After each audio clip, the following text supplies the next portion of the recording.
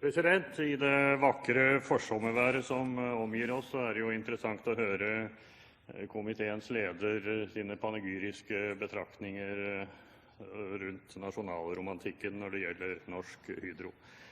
Jeg hører nå at et økt statlig aktivt eierskap har fått et nytt ord. Nå heter det industriell komposisjon med et tilsnitt av umusikalitet for de som ikke måtte ønske det. Jeg tror det slik, at når det gjelder Norsk Hydros strategiske beslutninger og fremtidige virksomhet både internasjonalt og nasjonalt, så har selskapet en betydelig handlekraft. Det har betydelige økonomiske muskler. Det notert på flere av verdens børser. Det har tilgang til kapital på mange måter. Det slett ikke avhengig av at man kan trekke på et stort statlig eierskap. Det som selskapets strategier vel så mye avhengig av, og da snakker jeg om det å drive virksomhet i Norge, det hvordan rammevilkårene i Norge legges til rette for selskapet. Skatter, avgifter, tilgang på ikke minst energi. Og det ganske viktig. Og når komiteens leder understreker den store enigheten som og sier at den enigheten da får en underlig avslutning fra opposisjonspartienes side, så jeg helt uenig i det. Vi understreker tvert imot i en merknad at det selskapets styre som gjør de strategiske valgene.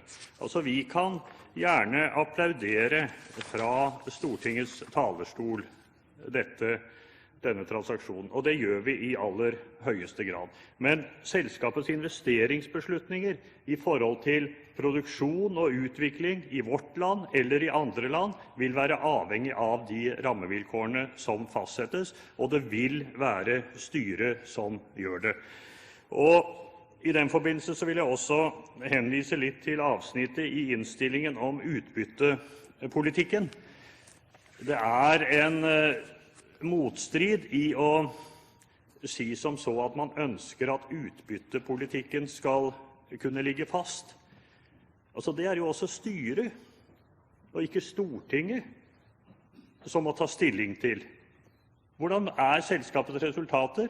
Hvordan går virksomheten? Hva vil være fornuftig å foreslå for generalforsamlingen av utbytte? Og så vil det være et flertall av aksjonærene som på vanlig demokratisk vis vedtar hvor mye det skal være. Jeg synes det svært fornuftig av Høyre og Fremskrittspartiet, fordi at de mener det samme i forhold til å gå imot en senere utvidelse. Det veldig få argumenter for at det fornuftig bruk av penger. Vi synes at det en fornuftig bruk av penger å delta i emisjonen, som gjør at man beholder 34,5%, eller rundt der.